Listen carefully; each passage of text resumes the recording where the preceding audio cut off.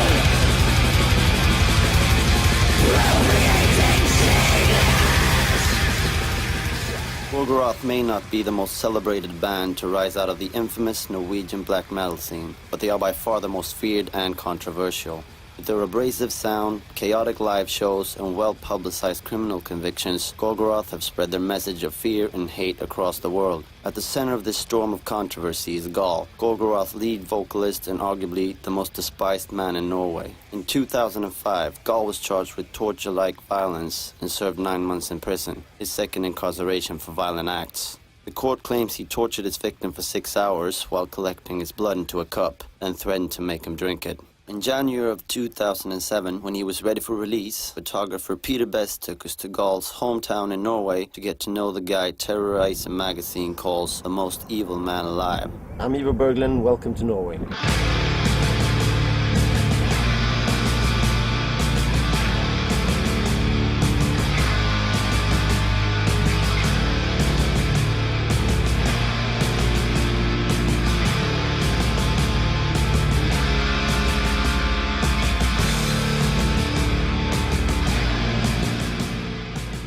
The story of Gall and Norwegian black metal actually starts in Newcastle, England, back in 1979, when a local metal band named Venom, responding to the rampant commercialism of heavy metal, decided to take their music in a darker, more extreme direction through satanic lyrics and imagery. This spawned black metal, a term coined by their 1982 album of the same name. From there, the door opened for bands with similar ideas and sounds. Bands like Merciful Fate from Denmark, Hellhammer from Switzerland, and Bathory from Sweden. At the end of the 80s, a second wave of black metal surfaced in Norway. Bands like Darkthrone, Emperor, Immortal, and Mayhem perfected the black metal sound, taking the music's lyrics and stage imagery to even darker extremes. We chose a different path. It was getting the music not as fast, but atmospheric. It was also not as well produced. It was more about the atmosphere the music created. And also the fact that we chose to have a satanic approach towards the lyrics, and also combining those things to be an art form called black metal. Euronymous called me, and I started working with him together with Varg Vikernes until '94, when all these stuff started happening to churches. In the mid-90s, a series of crimes in Norway brought black metal to the attention of the mainstream media. The arson of over a dozen Christian churches and the murder of Mayhem guitarist Euronymous by bandmate Varg Vikernes, who stabbed him 23 times in the face, neck and back. When it comes to the media coverage of black metal in Norway, it's all started with the criminal cases. I mean, it didn't start with the music when it comes to the tabloid in Norway. It started with the church burnings, with the murders, and everything surrounding that area, you know, with Burzum and Varg Vikernes, and, well, good tabloid stories, basically. I couldn't believe that they were that foolish. On the other hand, they had an identity because everybody was against them. When you're 17, 18, you believe in a lot of funny things. I'm not about to say if it's right or wrong. Okay.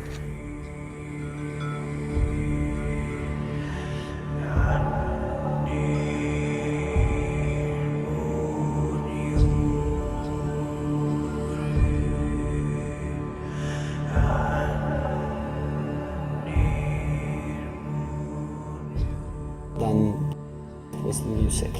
And I think most of the bands today are centered around the music. But of course you have bands like Gorgoroth who have the ideology still very much intact within the band, the satanic ideology.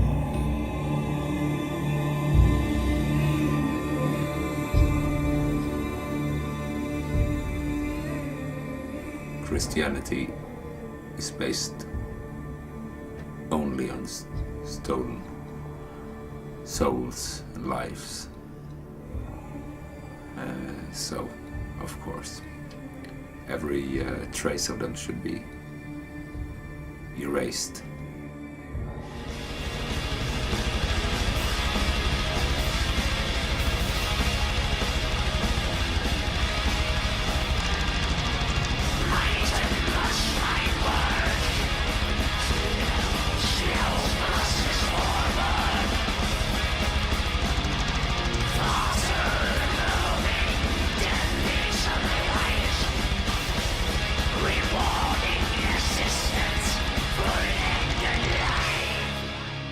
Gorgoroth basically means terror.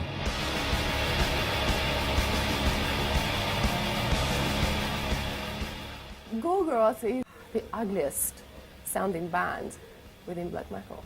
The energy you get from playing in that band really sticks out from everything else I've ever done. If you've ever seen a live gig, you definitely understand. They're all extreme in the way that they look, and Gal in particular.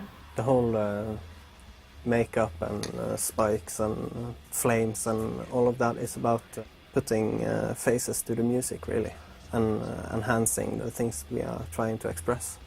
But when we present things to an audience, it's a message that's important. It's not the music.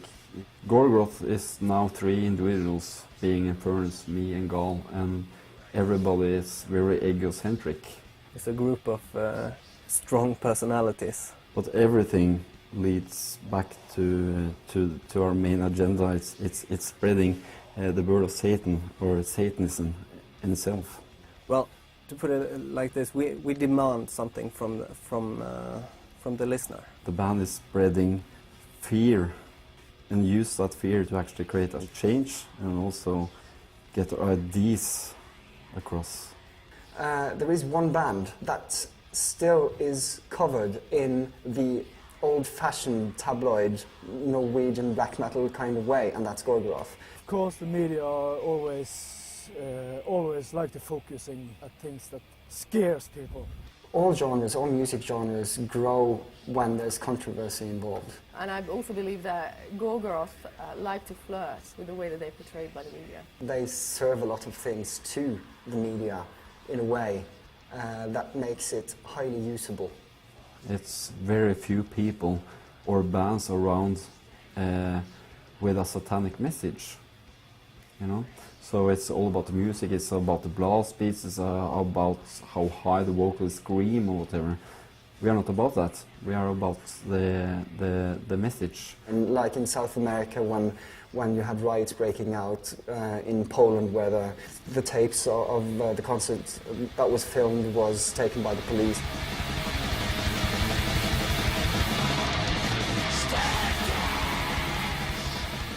On February 1st of 2004, Gorgoroth appalled the Catholic nation of Poland with a blasphemous display of satanic imagery at their most controversial show to date.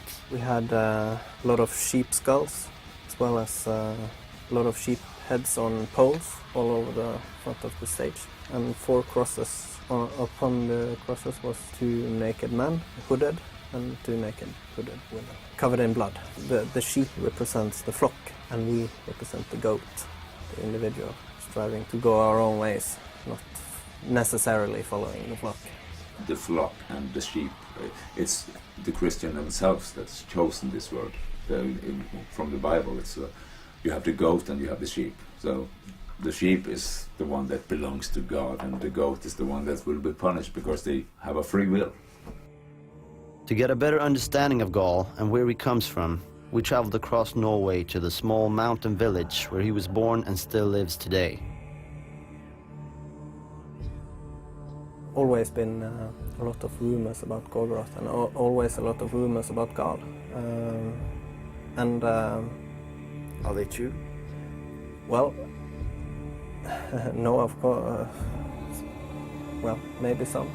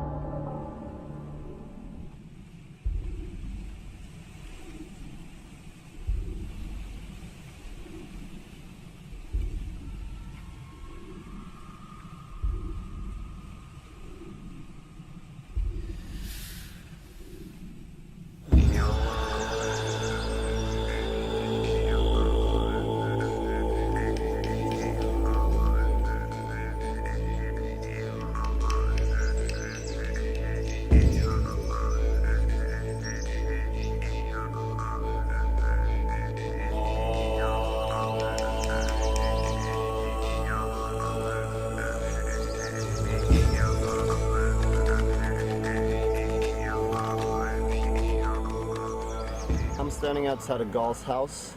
Everything you see around us is owned by his family and it's been so for generations. We're the first ever journalists to be here and I'm quite honored, but I'm actually feeling quite scared.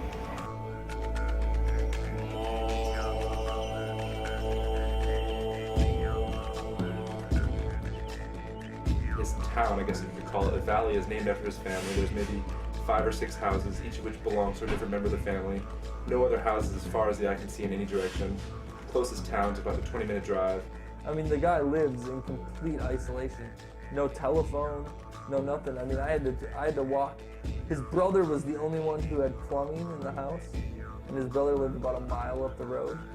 So every time I needed to take a shit or anything, I had to walk literally in ankle-high mud because it had been raining for 72 days straight.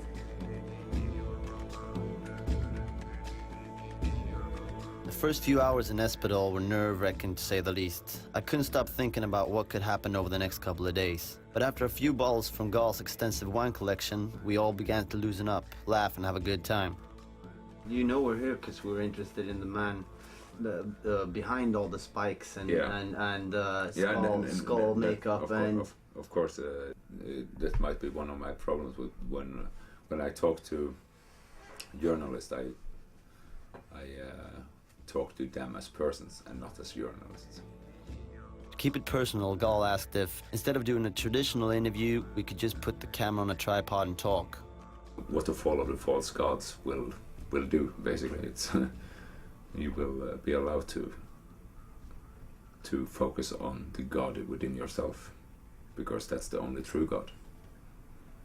The God within everything. That's the only thing that for me is worth calling God. It is the highest spirit of everything, and not this control freak that's telling you are not supposed to do this, you're not supposed to do this. You are only supposed to bow down and kneel before what I say. Don't think is more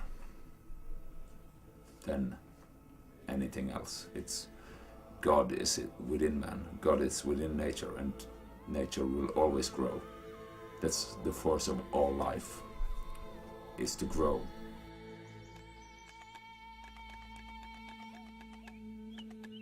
He personally took us all aside and critiqued us on what he thinks we could change about our lives and shit. And it's like he met us a day before, you know what I mean? And the thing that was blowing all of our minds, and we all got together the next day and had these little huddles when he wasn't around to talk about it, was how right on he was. I think everyone was just speaking very freely, and of course the wine was flowing, and I think we all saw a a special side to Gall. There are many sides to him. Like, I think there's many sides to every human being. And of course, you know, we can all be a little evil sometimes. Character that he is scares people. How direct he is about what he believes in. One single word me and Gall never will forget, and that's honest. The word honest. This guy that has a reputation of being a badass and a Satanist and all sorts of other things, the rednecks out there want to challenge him or fuck with him, just like it would be in the States growing up if you were one of these kind of guys. So I think he gets, people will mess with him a little bit, and when he, as he says, when someone crosses my borders or, you know, steps on his foot, so to speak, that he teaches them a lesson. You know, we were walking down the road one day and he showed me this little building, and he's like, that's my schoolhouse. He's like, yeah, I went to, between kindergarten and 18 years of age, I went to school there, and it was just me and one other kid. I was like, for 18 years you only went to school with one other person? And he's like, yeah, and that kid lived like 45 minutes away. So when school was done, he had to get on a car or a bus to go home. Like, I never got to, you know, hang out with him. Skål for having a excellent time. One of a kind. Skål. One of a kind.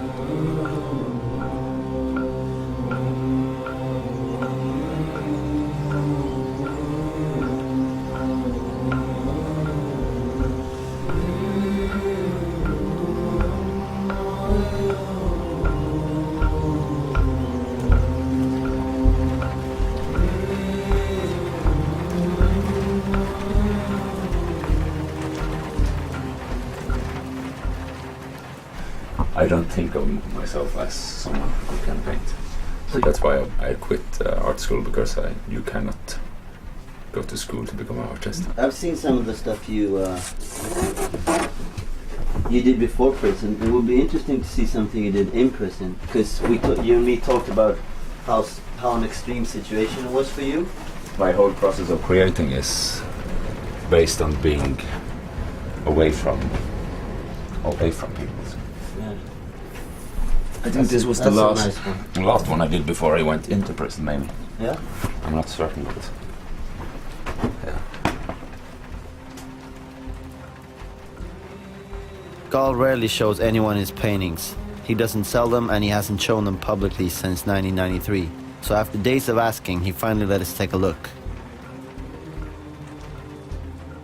I had an exhibition in '93, and then I got just wrote completely ridiculous prices, way overpriced, of course, because I didn't want to sell them. And there were this person that wanted to buy it anyway, and I said, of course, that no, I've already sold it. So he didn't get it, so I've hidden them away since then.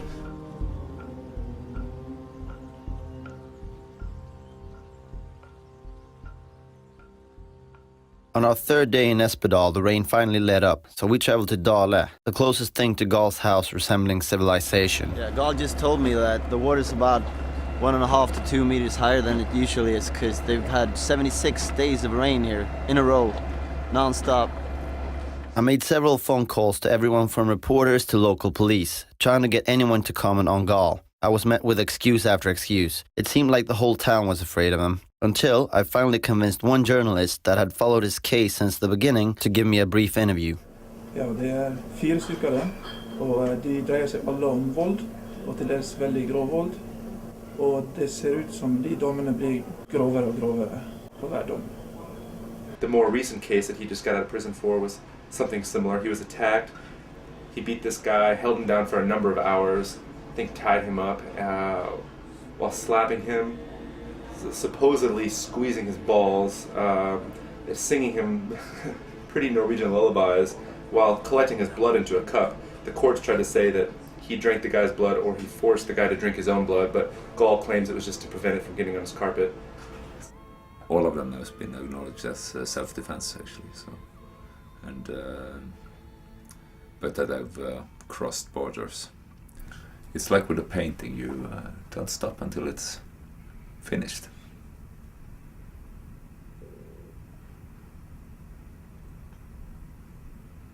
And do you think your punishment methods have been effective? Of course, these people aren't going to attack you again, but do you think you removed the sickness from their mind that would allow them to do this in the first place? Or do you think you just perpetuated it? Let's put it this way: if they were of bad seed, they wouldn't spread it.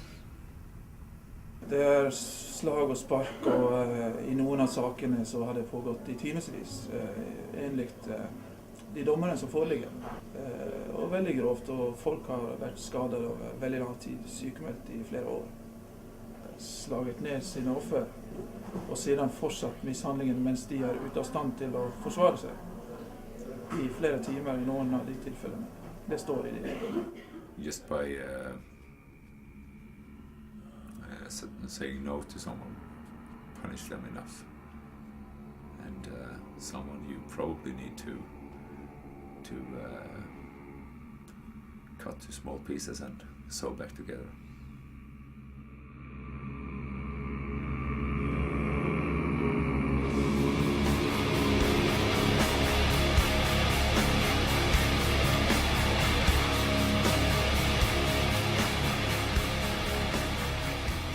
From the day we met Gall, he kept talking about bringing us to a place that was very important to him. After 3 days of waiting on a window of decent weather, we threw caution to the wind and followed him blindly into the wilderness. Only 3 of us had jackets, only 2 of us had boots, and none of us had any idea of where he'd take us.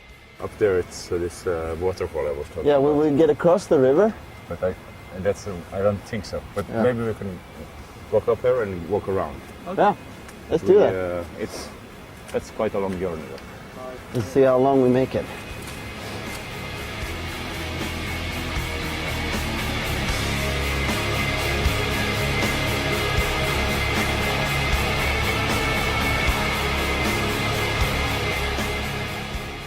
From the valley, he pointed out where we were headed, and it was this, snow-capped mountain off in the distance. And I thought he was joking. It was quite far. So I put on basically every piece of clothing I had in my bag. I was wearing a pair of Nike high tops with plastic bags wrapped around my feet.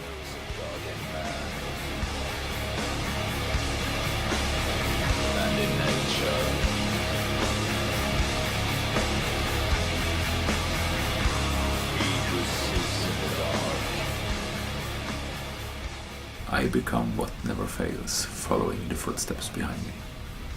I don't like to explain things to people because it's written in a way that it should open the mind of the listener's own thoughts. I have no interest in getting a flock of sheep that's just following me because I'm saying one direction and they walk that direction. Then it would be just as bad as society is. So fear is necessary to separate the ones that's willing to be led, or the one who chooses to lead himself. Men det är lite hårdare på sidorna av stigen hela tiden också. Ja. Så There's so many of this sheep character that's drawn towards it as fans. There's so many lowlifes among the crowd. There's so many just there for the music and nothing else. You don't perform black metal if you're not a warrior. Black metal is a war against what everyone knows. Ska vi ända upp dit? Ja. Fortsätta så vi får fånga ljuset.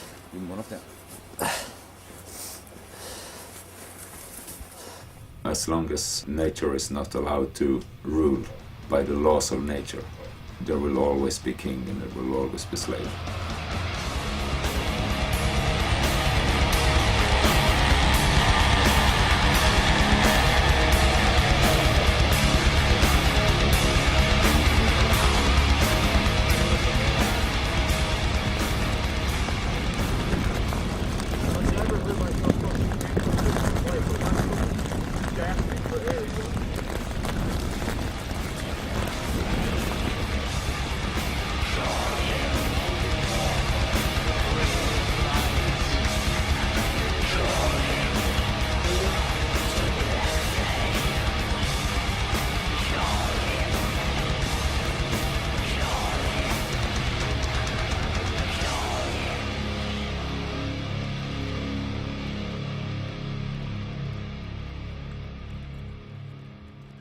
now. At these elevations, my lungs are just fucking giving out. I don't know if I can go any farther up, man. That better be the top, because I don't think I can make it any farther. And at this point, I just fucking went into a panic, and I was just like, you know, this is fucking stupid. I don't know. You won't even really tell us where you're bringing us, or why you're bringing us, or what this is about, you know. Like, and I, you know, at a point, I was just like, I don't care what the fuck is at the top of the mountain. You know what I mean? Like, I don't, you know, it makes no difference to me. We're gonna jeopardize this whole entire project for some stupid fucking nature walk. This is about heavy metal. You know, this is about a band. This isn't Field and Stream magazine. Even when I stand still, I can't catch my breath right now. I don't know what to fucking do. I don't feel like this is fucking safe right now, man. They're just taking into regard what we need to see, dude. I don't fucking care about that at this point, man. I've seen enough. Yeah, I can't go up there, man. There's no physical way. I'll put you. I know, thank you.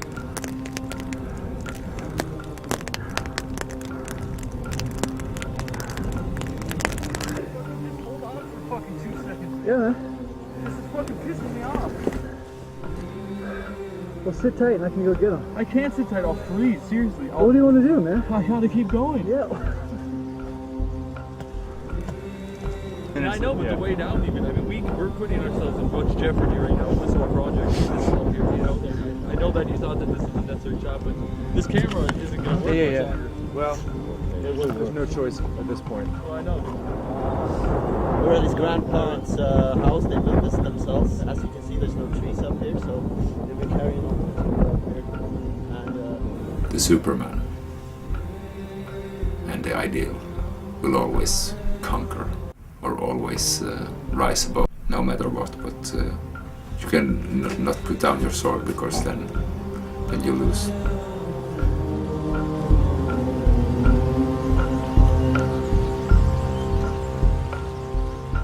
So do you get frustrated being a lone wolf, or do you like it? Being one of the very few people who is worthy of the title of the elite person? Is it lonely? I don't think that you ask me the right questions. I don't think I don't think you're focusing on what's being told. Guide me.